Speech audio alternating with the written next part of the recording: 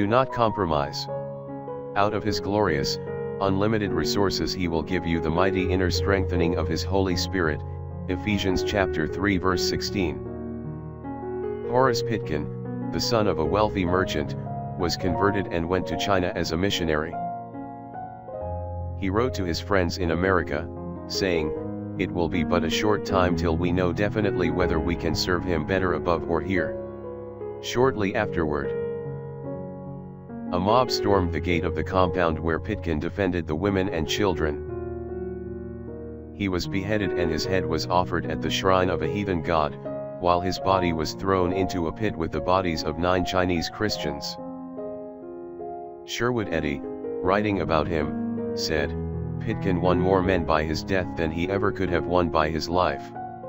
Christ needs people today who are made of martyr stuff.